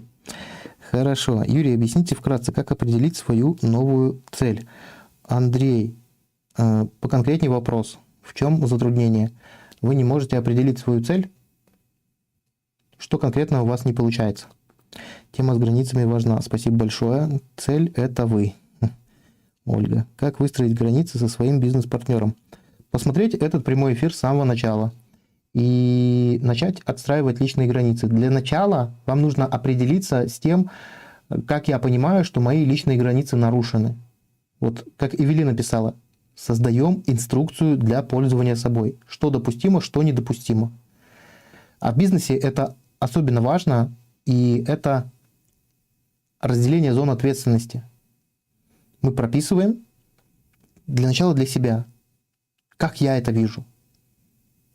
Как я вижу, что должен делать человек, чтобы мои границы не нарушались. Потом мы ищем способ, как этому человеку это донести. Более подробно на курсе у нас есть мощнейшая техника. 3 позиции восприятия, и с ней надо работать.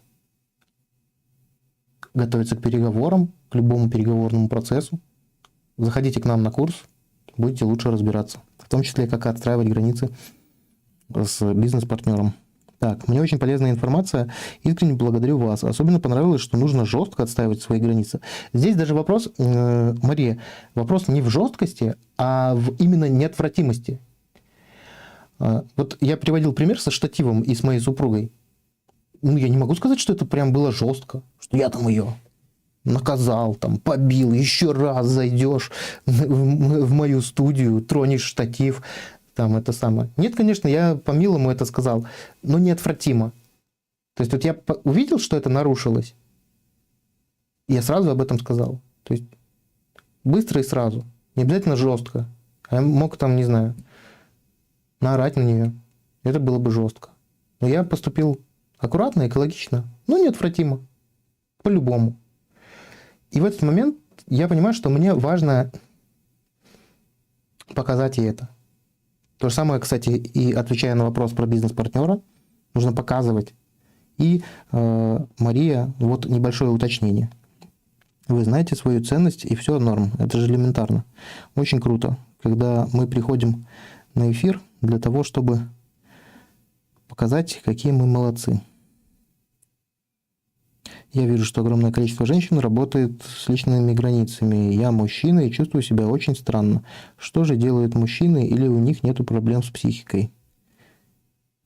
Ага.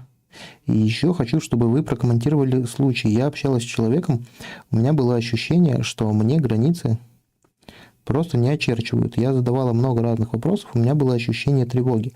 Смотрите, Тоня, есть такие люди, которые как бы они не то чтобы не отстраивают свои границы, они как будто вот такие вот типа открытые, запускают тебя в свое личное пространство вот целиком, чтобы ты в нем утонул. Это один из случаев, да. Может быть, человек имеет какое-то намерение показать вам что-то, что в его присутствии вы можете делать все, что угодно. На ухо ему наступить, тыкать в него иголками и так далее. И он будет это принимать. Есть такие люди, да, иногда этих людей мы называем бесхребетными. Причина этой бесхребетности, она может быть очень разная. Может быть, он вам хочет продемонстрировать, что для вас он полностью открыт. А может быть, это действительно такой человек, которым могут многие люди воспользоваться. Что меньше вероятно, конечно. Но, тем не менее, это может быть.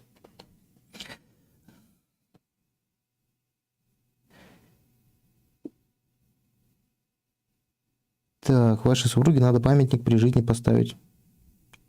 Слабые, несчастные, раз мужской пол смотрит это. У вас вообще отличные ролики по НЛП. Пробовала эмоциональное отстранение. Помогает. Очень хорошо. Благодарю за ответ. 3 границы восприятия. Обязательно посмотрю. Не 3 границы восприятия, а 3 позиции восприятия. Почему именно сейчас я зашла на YouTube, я не знаю. И благодарю за личную работу. Очень ценю, уважаю, пересматриваю и встречаюсь с мужчиной. Вижу, насколько и другая реакция. Много раскованности, открытости и счастья. Да, Евелина, мы с вами работали над этой задачей, над раскованностью, счастьем и так далее. Дорогие мои, для того, чтобы зарегистрироваться на курс NLP практик, нужно пройти по ссылке в описании или закрепленному комментарию в чате. Зайти по ссылке и посмотреть программу курса. Вы заходите на такую страничку, попадаете на страничку курса, переходите к программе, там, где программа курса, вы нажимаете на плюсики.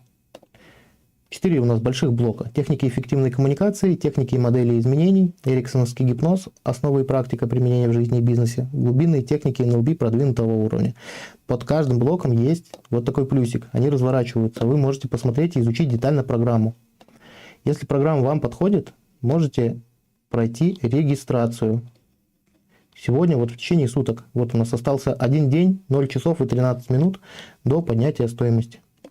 Поэтому заходите, если программа вам подходит. Будем еще больше и глубже изучать техники нейролингвистического программирования.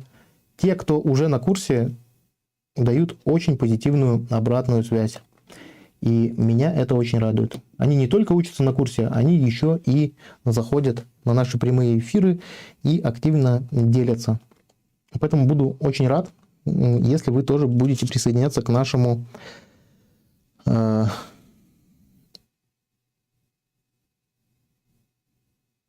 курсу и каналу. Евелина, можно уроки смотреть выборочно, а не по порядку? Ну да, вы можете смотреть выборочно, а не по порядку. Там нету такого ограничения, понимаете? Я считаю, что вы люди взрослые. И я считаю, что мне не нужно, как в школе, не знаю, открывать уроки, пока вы не прошли, не выполнили задание. Я считаю, что здесь вы можете структурировать свой формат обучения, как подходит вам. То есть нету такого, что вы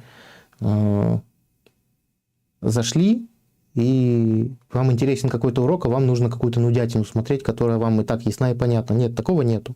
Вы сами выбираете, с какого урока вам начинать. И программа построена так, что лучше начинать с первого урока и идти последовательно. Но я же не могу вам запретить, и нету у меня такого желания. Евелина, а вы, по-моему, у нас на курсе есть. Что-то мне кажется, что вы у нас учитесь. Что это вы такой вопрос задаете?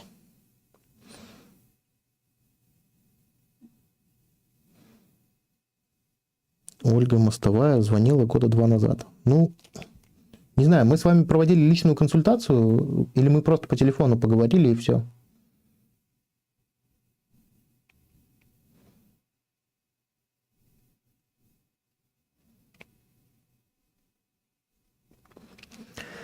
Так, мои хорошие.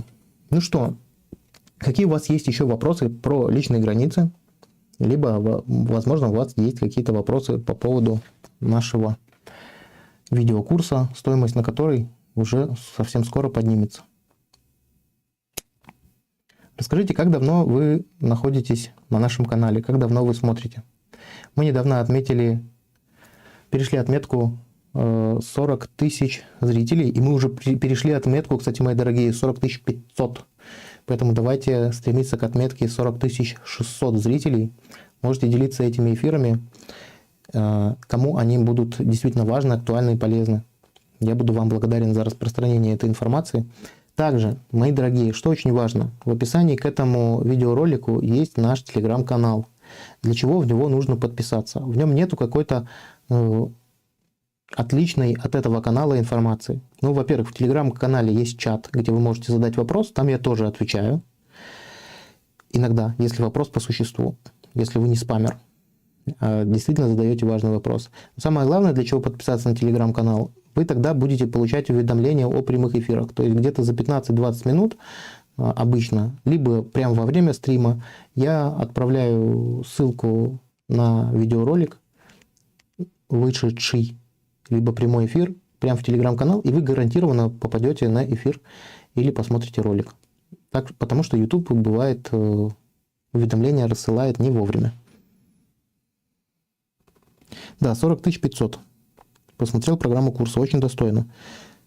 20.02 можно оплатить курс. 20.02 это у нас уже будет что? 20.02 это будет понедельник. В понедельник уже будет другая стоимость. Coral, Black. Смотрите. Можете оставить заявку. Если вы точно знаете, что вы будете оплачивать в понедельник, напишите мне просто личное сообщение, оставьте заявку на курс и напишите мне, или лучше Марине, помощнице нашей, в Telegram, что вы сейчас смотрите прямой эфир про личные границы, что вы хотите оплатить курс, но там у вас небольшая задержка, что вы хотите оплатить 20-го. И мы придумаем, как вам сохранить стоимость. Оплачивать можно и после 20-го, просто стоимость будет другая. Я смотрю 1 год, очень интересно, практично и полезно. Благодарю за эфир, очень интересно, полезно. Спасибо. Так, зачем покупать, если вся информация НЛП в свободном доступе? А вот здесь на самом деле я тем людям, которые так считают, не рекомендую покупать этот курс.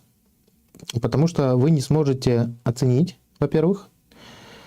И вот давайте, у нас есть, кстати, ребята, которые учатся на курсе. Вот как бы вы ответили на этот вопрос, зачем покупать, если вся есть информация в свободном доступе? Я для себя на этот вопрос отвечаю так, что информация сейчас не имеет большой ценности, потому что она действительно в свободном доступе. но имеет ценность обратная связь. Кроме того, что на курсе у меня та информация, которой нету в свободном доступе, знаете, почему ее нету? Потому что там есть мои личные наработки, мои личные модели, которые пришли не просто так, а именно в процессе работы с людьми. И, конечно же, я их не выкладываю в YouTube. Это первый момент. То есть есть уникальность информации, выверенные модели на практике. А следующий момент, что да, действительно, огромное количество информации есть в интернете, и это хорошо. А на курсе внутри вы имеете возможность получить обратную связь. Не только от меня, но и еще от тех людей, которые учатся там. И в этом ценность курса. А не в том, чтобы посмотреть дополнительное количество видеоуроков. Если вам... Ну, смотрите, перейдите под любой мой видеоролик и задайте вопрос. Я даже если захочу вам полно и развернуто ответить, у меня нету способа в YouTube вам с помощью текста дать развернутый ответ. А вот те, кто учится у нас на курсе, они знают, что если есть толковый вопрос, то если он короткий, я могу ответить текстом, я отвечаю текстом. Если он длинный и требует большего повествования, то я отвечаю голосовым сообщением. И иногда в видеоформате прям отвечаю на конкретные вопросы. В этом и есть ценность. Кроме того, что я это могу сделать, вам еще могут ответить коллеги, которые тоже учатся и разбираются.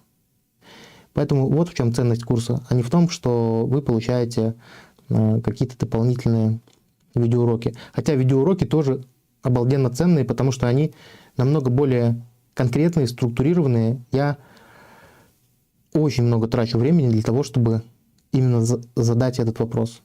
Ну и еще есть бонус для тех, кто так считает или не считает, что в видеокурсе я еще, если у меня есть возможность, выкладываю нарезку с живых тренингов. Как это происходило в реальных условиях, с реальным человеком. Еще один дополнительный пример. Ну и плюс еще какой в видеокурсе?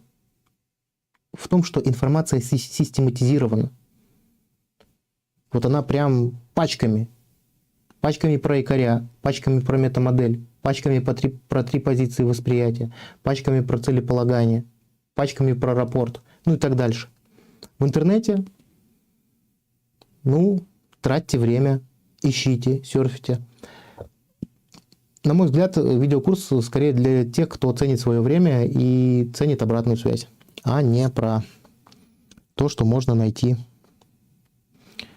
все в этом самом.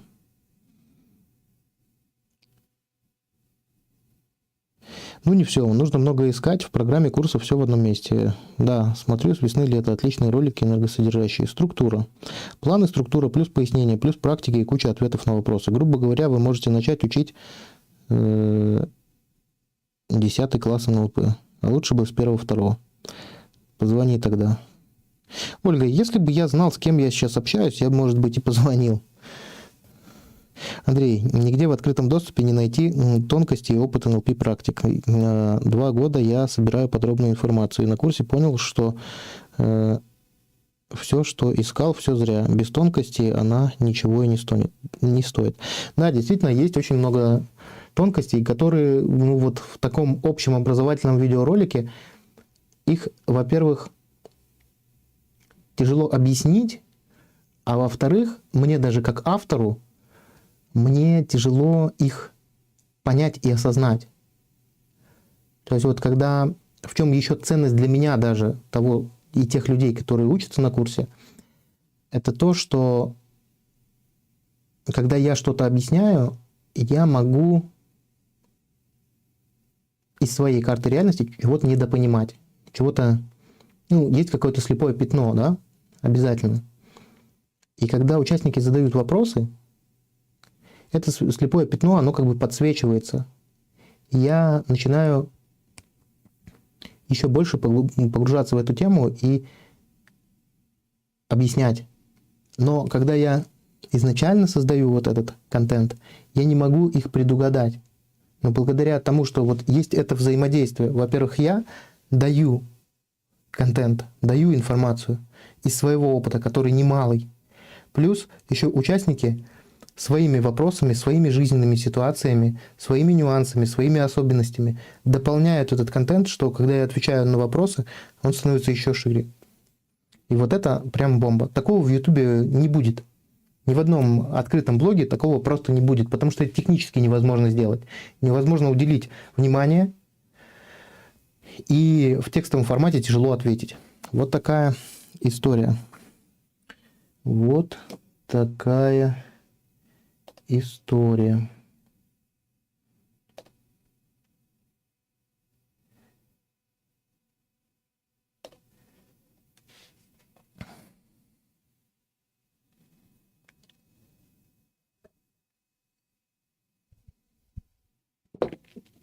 Хорошо, мои хорошие. Был рад с вами пообщаться. Был рад то, что мы провели достаточно серьезный эфир про личные границы. Мы разобрались, что с этим делать, как с этим делать. И самое главное, что я вам хочу сказать, что, вот много техник НЛП, техник психологических упражнений. И я вам больше могу сказать, они все работают. Но есть одно важное условие. Чтобы они работали, их нужно делать. И нужно делать желательно регулярно. И начиная работать со своими личностными границами, составьте для себя инструкцию. Что со мной можно, что со мной нельзя. И начните следовать этой инструкции. Начинайте защищать свои личностные границы. Я в вас верю. Я верю, что у вас получится. И желаю вам всем удачи, успехов. Кто пойдет на курс, увидимся на видеокурсе. Кто на курс не пойдет, будем продолжать встречаться в Ютубе. Может быть, где-то встретимся и вживую. Есть, кстати, у нас в планах, возможно, весной, мы сделаем живую встречу в Минске. Кто захочет, приедет. Кто в Минске, тому легче всего. В общем, сделаем еще и такое мероприятие. У нас уже для этого, в принципе, есть все ресурсы, и мы уже достаточно большие. Благодаря вам. У нас уже 40 500 с лишним человек, зрителей на канале. Большое вам спасибо за то, что вы с нами. И за то, что вы продолжаете смотреть ролики, делиться ими, комментировать, ставить лайки и делать тем самым свою жизнь лучше. Сейчас пошло как-то, на самом деле, очень много такой позитивной обратной связи. Люди стали очень много рассказывать. Эвелина, знаете, по поводу живого мероприятия, вы его не пропустите. Когда мы определимся с датой, мы о нем будем рассказывать везде и всюду. И в Ютубе, и в Телеграм-канале, и в Инстаграме. И если я не забуду, еще и лично вам напишу. Поэтому, пока точных дат нету. Мы когда определимся с форматом, понимаете, у меня такая идея, во-первых, чтобы мы собрались все, во-первых, познакомились, но еще чтобы был полезный мастер-класс и нетворкинг. То есть я хочу для себя до конца сформулировать, как я это вижу, потому что некоторые люди приедут из других городов, и мне очень важно, чтобы эта поездка для них оказалась тоже ценной. Чтобы мы приехали не только там пофотографироваться и бутербродов покушать, а действительно, чтобы эта поездка была ценной и значимой. Я над этим работаю, и мы обязательно это сделаем. И, возможно, сделаем еще трансляцию этого мероприятия в YouTube.